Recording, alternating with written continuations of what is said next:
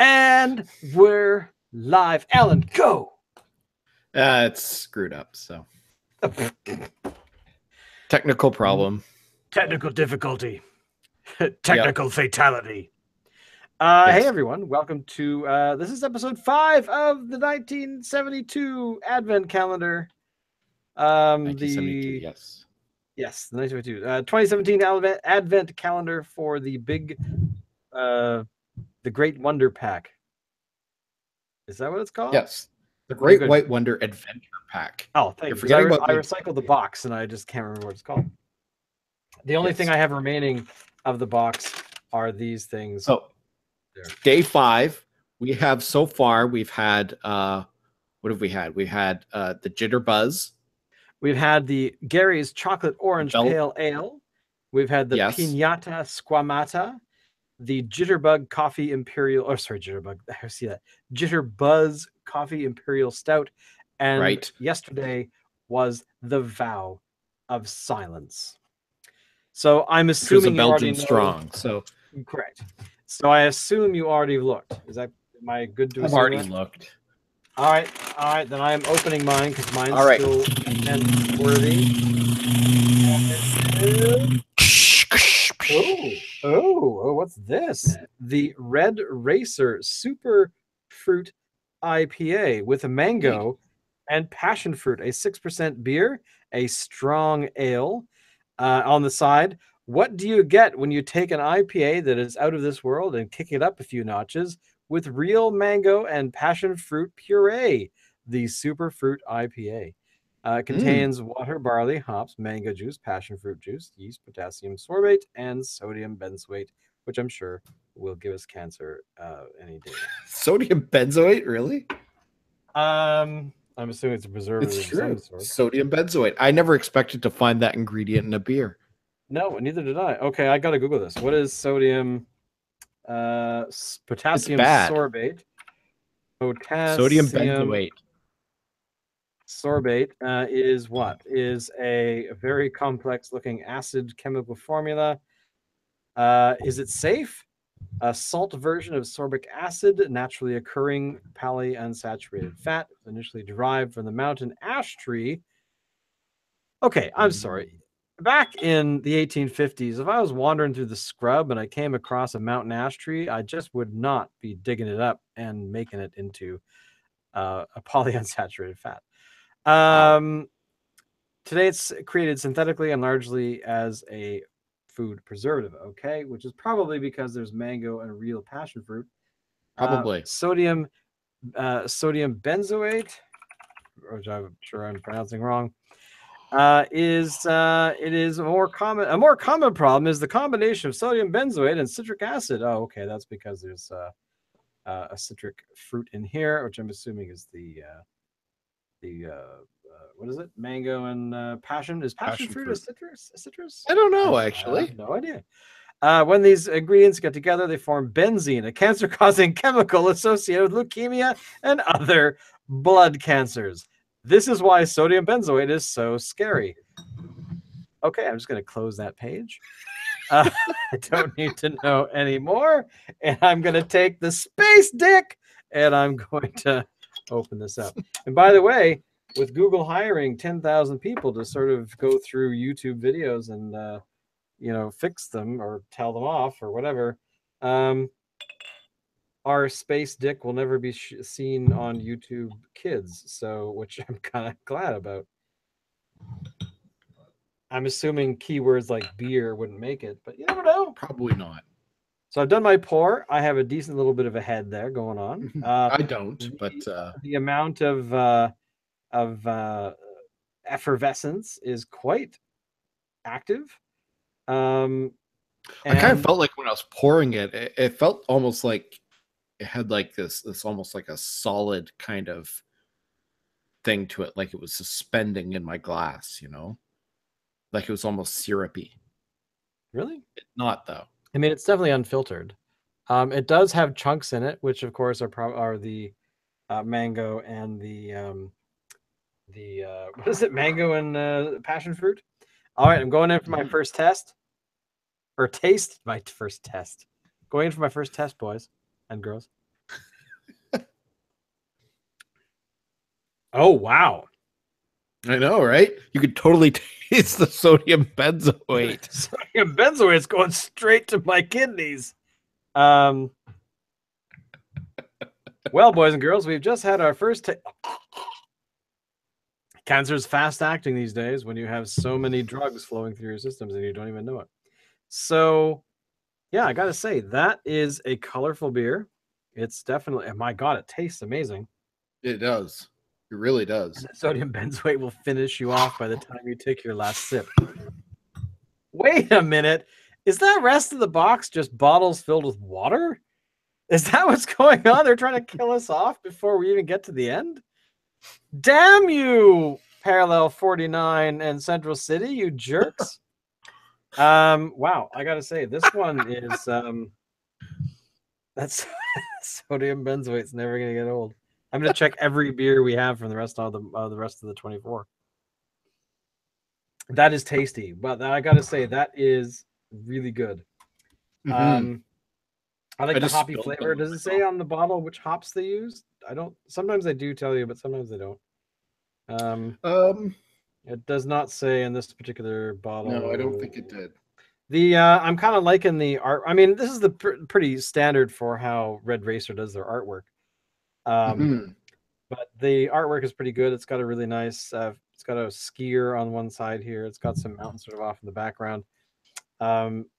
It's some people would say it's just a bottle label, but look at the IPA at the bottom here. Look at that. It's got a little. I mean, it's a little fuzzy. It's got an I and a P and an A.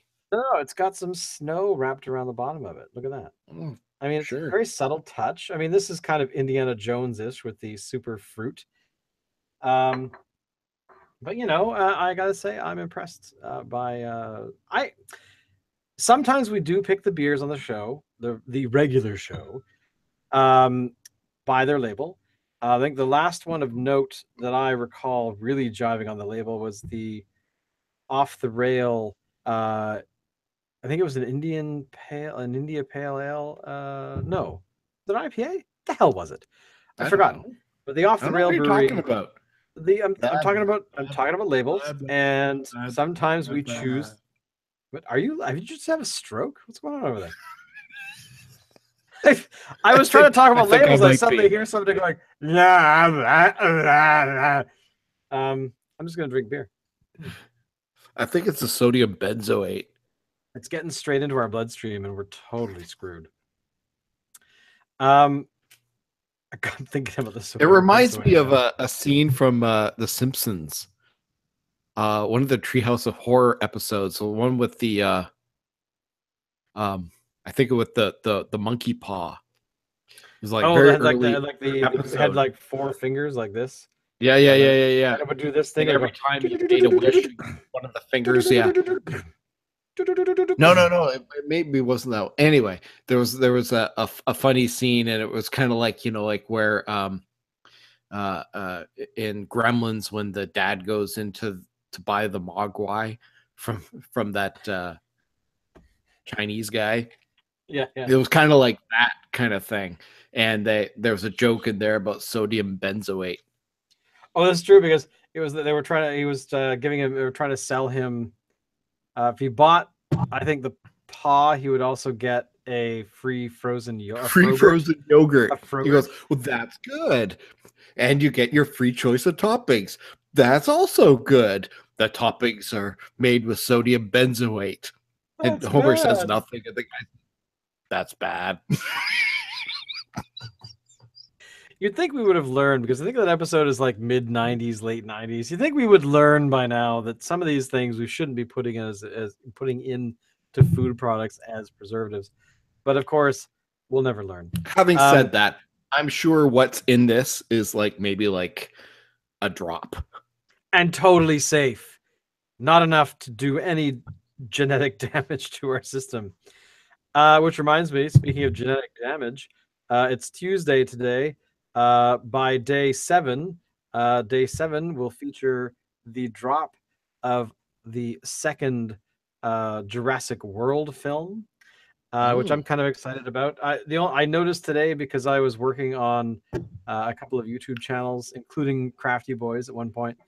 And you couldn't avoid it. There were so many teasers of the teaser trailer for Thursday for that film. It had like 7 different versions or different cuts of things.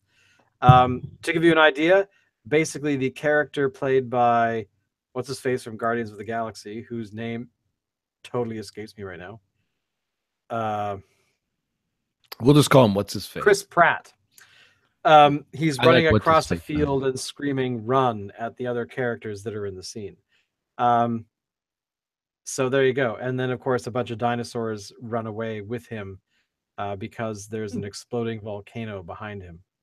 So it looks really decent. Not a whole lot of information, obviously, but for a Jurassic Park film,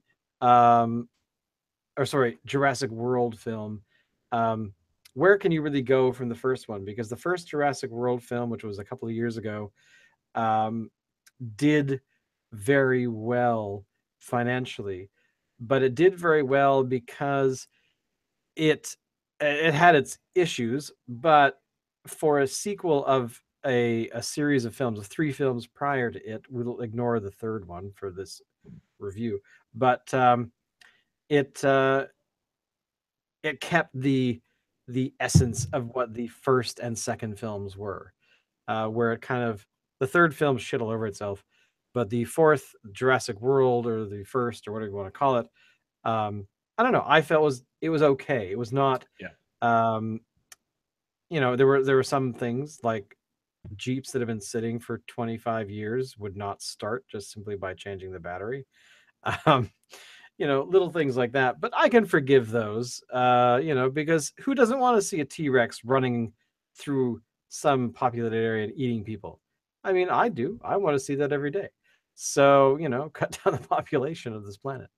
Yeah. Have more dinosaur babies. But life finds a way. Exactly. So I'm looking forward to this film, and I rarely say that. Usually films that I look forward to have Star Wars in the title. But God, I really want to see E.T. now. I don't know why. Like I'm wearing today, this is my Han Solo t-shirt. So nice. I'm not looking forward to too many other films these days. I know that there's another Harry Potter coming out.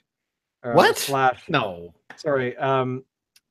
What are they calling them? The Fantastic Beast series. There's supposed to be 4 of them. The first one did incredibly well financially, so of course there will definitely be a second. Any films you're looking forward to this year at all? Aside from Star Wars. Aside from that one. Not really. However, I did read recently, yesterday actually, I can't remember where the article was from, that apparently they're trying to get Quentin Tarantino to direct a Star Trek film. I beg your pardon? Tarantino really? To direct a Star Trek film. Really? Mm-hmm. Would he? I think that would be interesting. It would be interesting, but would he actually do it? Like, something tells me that no, he might actually say, It depends. If he is a Star Trek fan, I could see him going like all like classic original series kind of thing with like pastel colored sets and all that kind of stuff. And women in mini skirts and God, what would that be like? Would that be okay? Picture for a moment.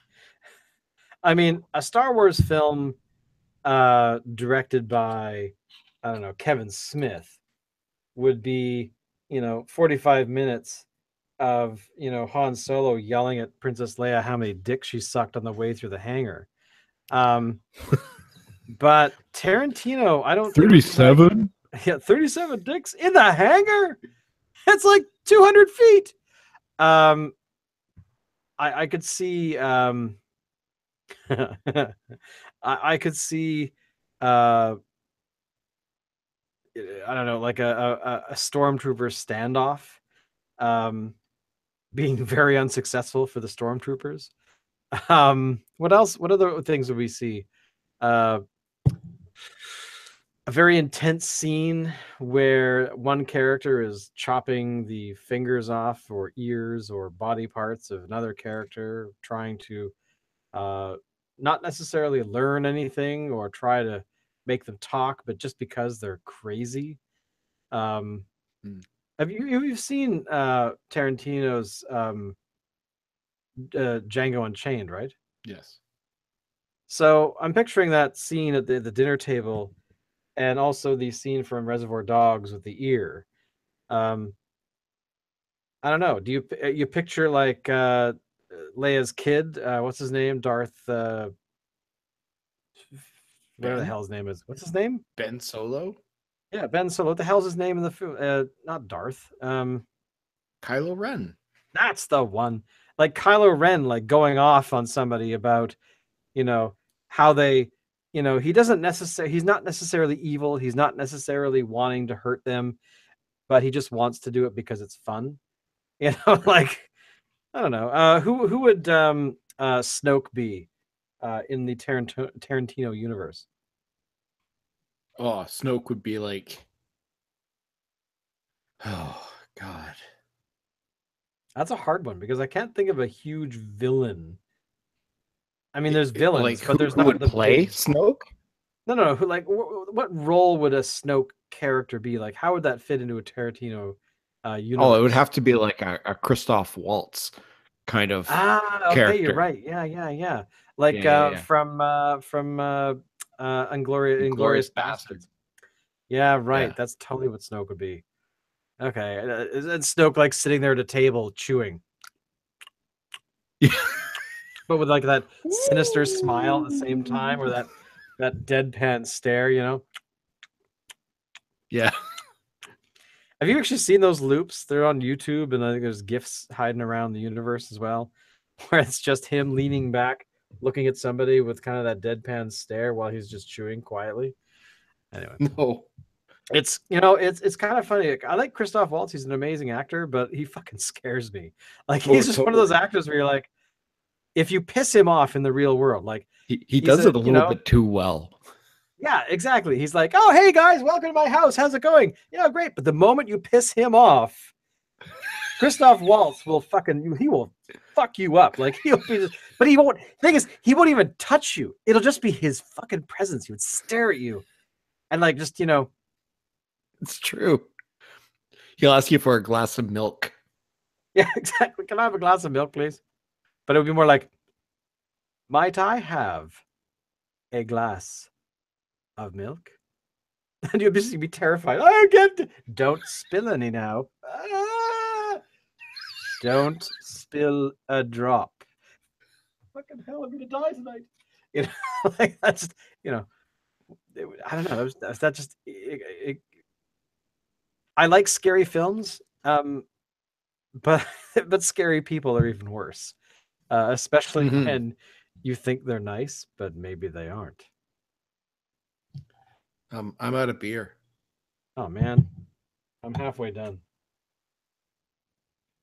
Well, that's all I got to say today, man. Yeah. About this. So thank you, whoever stuck around and watched this. It is late today. We have actually been delayed today because we have lives. Really? No, I'm serious. We do sometimes. We do. But we'll see you tomorrow for day 6 of the Advent calendar. The what's the name again? It is the Great White Wonder Adventure Pack. See, I would totally have screwed that. It's a really hard name to remember, actually. It is kind of. What was last The year's? Great White Wonder Adventure Pack. That's a lot of syllables. What was last year's called? I don't remember. Not as many syllables. It was simpler. I know that much. Yeah. They should just call it the "Hey, oh, thank goodness, there's beer for Christmas available now." No, that's more syllables. Oh, geez. Pardon me. Thank you, everyone. Okay. Alan, take us out if you. No, I no. No, we'll do it tomorrow. Yeah, Bye. Bye.